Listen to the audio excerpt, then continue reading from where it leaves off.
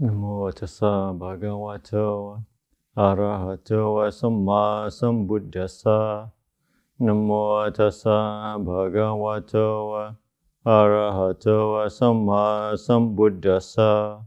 Namo tassa bhagavato arahato samma sambuddhassa. Buddhang dhammang sanghang namasami. So, it's been more than halfway through the Rains retreat, and yes, for the past several weeks, spent a lot of time focusing on calming the mind, and it's about right now we should start to kind of turn our mind towards more reflection and contemplation. As Ajahn Chah would say, samadhi is nice, and hopefully some of you have been kind of experiencing some peace and stillness, some rapture, all the fruits of a still mind. But that's not the it's not the end of the practice. The practice is the realization of freedom, of nibbana. So now is a good time just to use the stillness of the mind, and first and foremost, especially in the Thai forest tradition, to turn that towards the body, to do a lot of body contemplation. I know that's not kind of a major feature in the suttas, but from the forest tradition of Ajahn Mun, Ajahn Chah, and Ajahn Tan and Vopik, they all said the body is the key. You might think, actually there's not too much suffering in my body, it's my head that's doing me in. It's the thinking mind, the worrying mind, the doubting mind. That's where my suffering comes from. But so much of that actually also comes from attachment to the body in different ways. First, just notice, how attached we are to it being comfortable. And because this is the sense realm, and the body is so sensitive, it's never quite right? As you know, either in the morning, either it's too hot or too cold. Either you come in and the furnace is blasting away, and you're sitting next to the furnace, you think, oh my God, what is this guy doing? Why is he burning so much? And then, or you think, okay, well, it's too hot, so I'm not going to wear any sweaters. I'm going to come and half dressed. And you get there and you realize there's no fire, and you're freezing and complaining the rest of the time. And that's just the nature of the body. It is super sensitive. Like I said, in the winter, you can't get warm enough. And as you get older, it feels like that the heating element is not, it's not working full strength. Sometimes you just can't get warm enough. A certain day, it feels that way, and you long for those beautiful summers where it's 35 and 40 degrees. Oh, it's gonna be so nice. And the summer comes, and you're like, oh my God, it's too hot. I'm sweating. I can't think, and I can't meditate because the body's sweating, it's uncomfortable and sticky, and you have the flies coming out, all sorts of issues. And it's good just to step back and realize, yes, this is the sense world. This is the body. The nature of the body is being, and being as sensitive as it is. It's always, too hot, too cold. And the Buddha said, one of the practice for a meditator is to make peace with hot and cold weather, and just to kind of not allow that to deter or distract the mind from stillness, from practicing peace. And also it's good to contemplate how sensitive this body is. And it's kind of the middle way, being aware of the sensations in the body, but not also being owned by it, not allow that to determine your mood, whether the body is comfortable or not. Because as we learn to calm the mind, to still the mind, we know that there's something beyond the body. That as we learn to focus on the breath, that when there's a stage where that you can allow the body to be still, and the less you worry about the body, it's actually quite fine. Sometimes you get into a good meditation, and you're very absorbed into the breath, or feeling very peaceful, and you can be sitting there an hour and a half, get up, body feels fine. And you haven't thought about the body at all. You didn't pay any attention to the body. Focus mainly on the breath. And get up and, no problem, no aches or pains. But other times, you're sitting here and just not comfortable. There's, the knees is playing up, the hip, the back, it's itchy, and different things. And sometimes you can only sit maybe for half an hour. And you get up and everything is sore and achy. And that's kind of the nature of the body sometimes is that if you kind of pay too much attention to it, it's endless. There's always something going on. So it's always a middle way of paying attention, but not kind of being obsessed with it.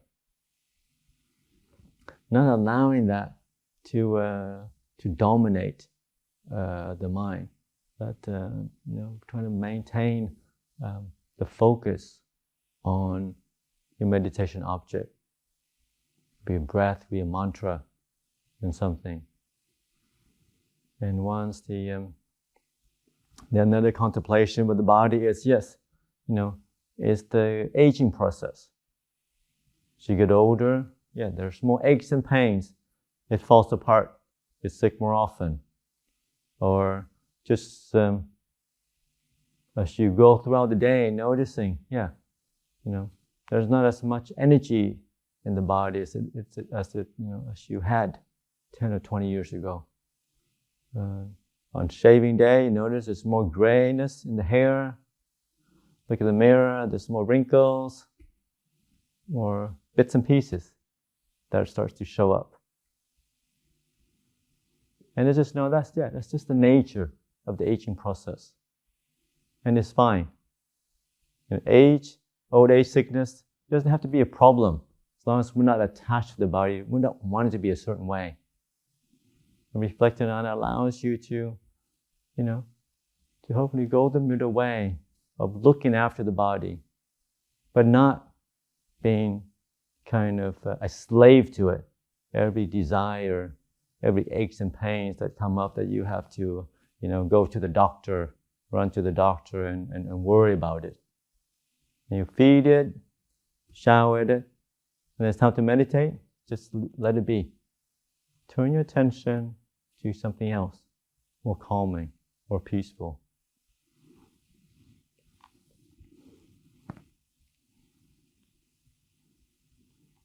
Or you can also, another way to reflect on the body is to also do the 32, parts. You don't have to do all 32 parts. A lot of time, the few things I focus on a lot of time is just the skin or certain parts of the body.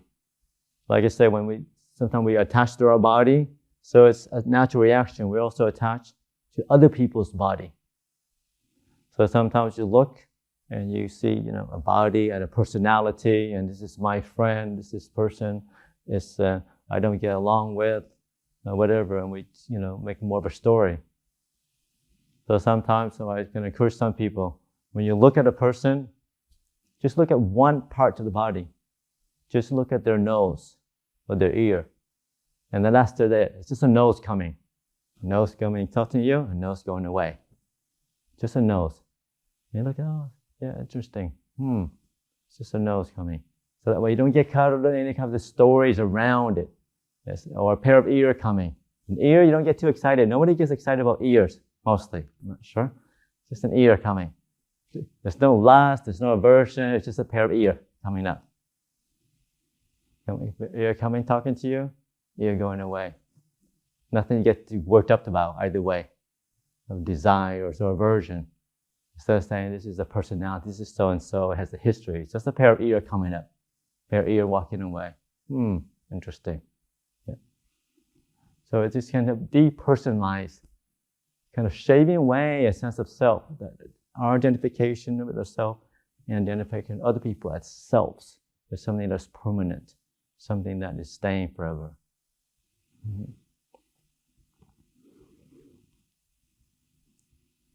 And so much of the, the practice in Buddhism, it is the cultivation of stillness, but also allowing and then, using that stillness, using the power of the mind to investigate the nature reality, to investigate, hopefully, why is it that we suffer?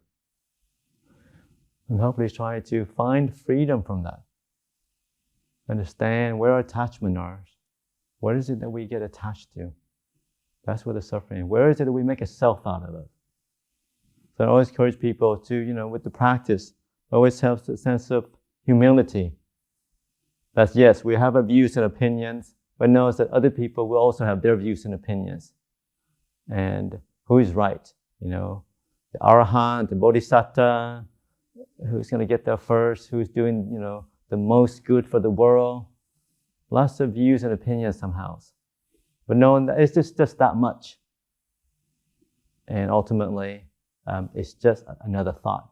And not allow that to get in the way of our practice. And also to be careful with this feeling or this thought that I know what the Dhamma is. I know what it is. That is Mara saying, we know.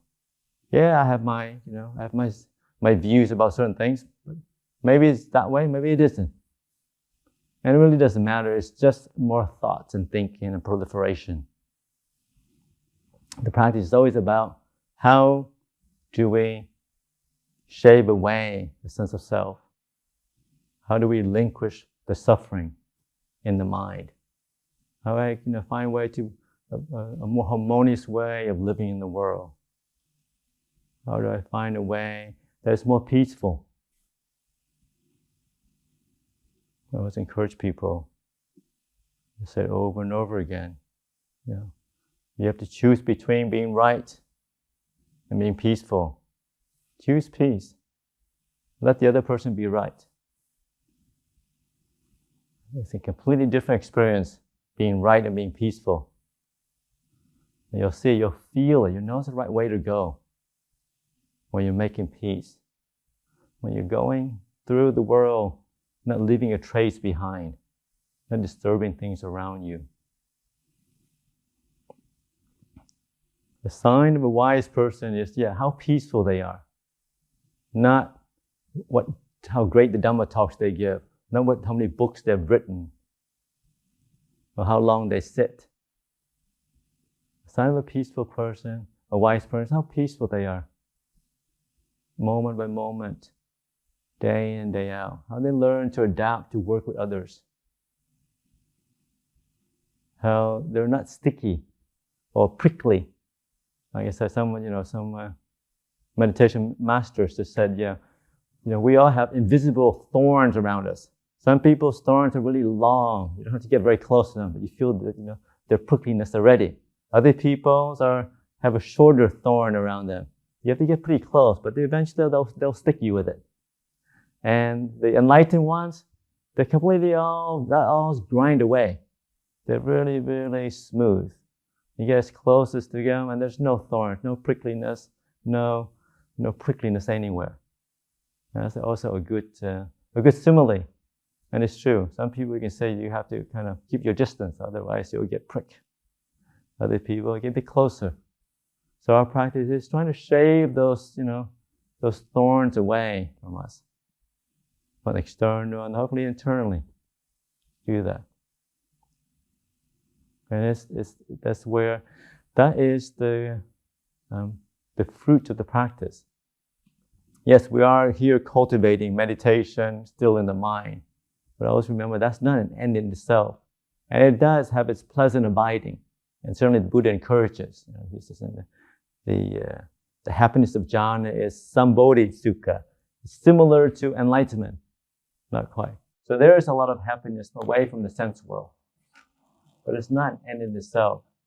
It is the freedom, the clarity of insight that ultimately transcends suffering permanently. Yeah, sometimes when your meditation is going well, it is. It feels like, you don't have much issues. And things are wonderful when the mind is still bright and strong. And you feel, oh yes, I must be there. And surely it must be a once returner. So happy all the time. Things are beautiful. Love everybody. Love every moment.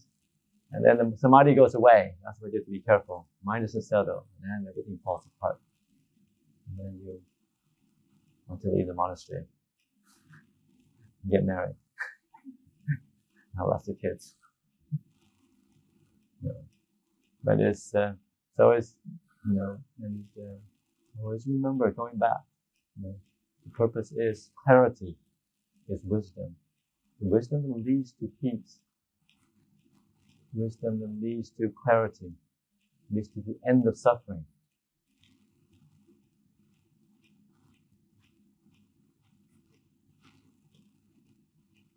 But sometimes, that's not to say that when we're practicing meditation, that any kind of think and reflection itself is bad. It's just talking to different people. There are many different tools that we need to use to calm the mind. Sometimes you do need to use some thinking to learn, to help the mind relinquish its attachment. Yeah, so sometimes reflection on, like I said, contemplation on death, that you're going to die. Hopefully that also helps to remove us from a lot of our attachment to our possessions, our family, our career, our loved ones.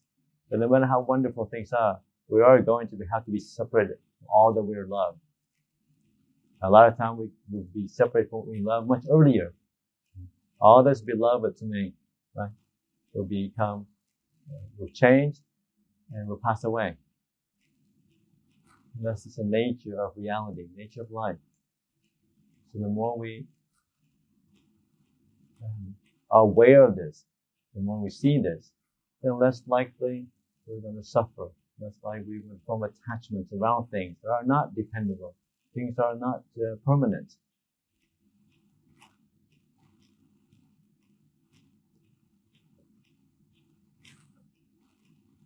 And so it's, as we move towards the end of the rains, next few weeks, it's good to kind of turn our attention to more contemplation. Like I said, first with the body, or the three characteristics of impermanent, instability, and dependability of reality. Obviously, the reflection on suffering, stress. Where is it that we're making suffering for ourselves and others? And also non-self. Where is it I'm making the self? I'm the meditative one. I am the one that is in the kitchen. I'm the best cook in the kitchen. I'm the kitchen. I'm the painter. Only I can do paint. I can touch my paint up. Or whatever it is that we make a self out of. Just know that these change. And the more that there is a self, the more we're asking for suffering. And there's more as a self. What the self does, it wants to control things around it. I'm the one that do a shrine a certain way. Someone touches your shrine, you get very annoyed with it. Why are people moving things around? But just know that. What am I making a self out of? And how can I, shave away that? or just see it for what it is. It's just that. Yeah, okay, I get, we all get attached to certain things. But as long as we're aware of that, you can, like I was telling the other person, you're sure when you move to a new kuti, you can decorate it whatever you want. Just don't put any holes in the wall, but you can decorate however you want to decorate. But just know that the next person, you can have a nice garden, put whatever you want, but know that the next person that moves in will take everything away. As long as you're fine with that, yes, you can decorate it as much as you want to a certain extent. Yeah, so we can have things. Sometimes people interpret these things, I shouldn't have anything. I should stay in a really stark room and not enjoy anything. No, you can enjoy things around us. Enjoy the 5 senses. Enjoy your food. Enjoy your health. Enjoy, nature. But you know that they're not dependable. But, someday your health is going to go away. You're not going to be so healthy. Sometimes you get the food that you like, sometimes you don't. Sometimes you get indigestion for eating whatever, certain things. And that's just the nature of this 5 sense rule. And that's what the Buddha says, just to be careful with them. There's happiness, but it's very insubstantial. Very little. Sometimes it's something you have to move away from towards the happiness of the still mind, or the happiness of wisdom. So there's different grades of happiness. Always trading for one source of happiness for something that's a bit more refined, a bit more subtle. And it's only through that we learn to let go gradually.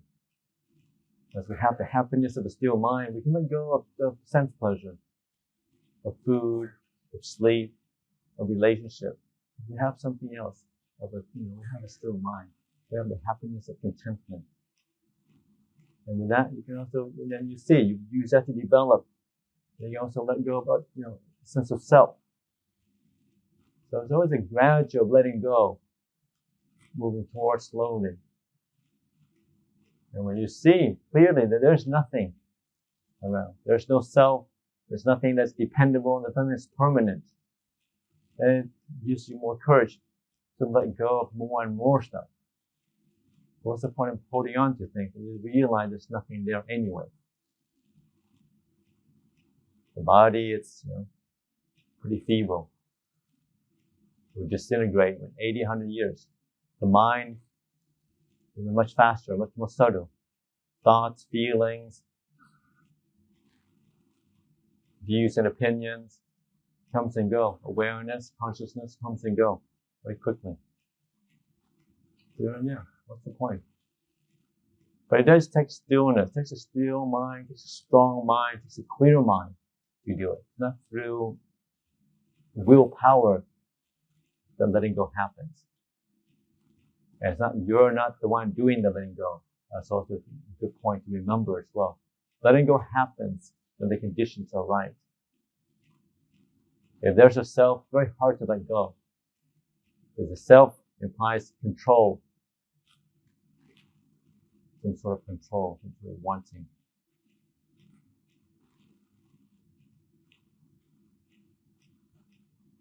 So we continue, focusing, calming the mind. Also, it's important to bring awareness to cultivate, clarity. To use a calm mind to investigate, the 3 characteristics. To investigate the body. What does it take to be your body? How does that change over time? How does it change during the day? There's different kinds of things. And it's going to say, there's always this curiosity, this investigation, just being present with it. How does, the mind affect the body and vice versa? How does it move? How does it express itself in the body in terms of tension or tightness? How does happiness express itself in the body? And just that much. Just to be present, being aware, and being curious. Allow the mind to move outward. Just focusing inward. Where am I? Where's my body? What's the mood? It's just that much. So I offer this word for your reflection on this evening.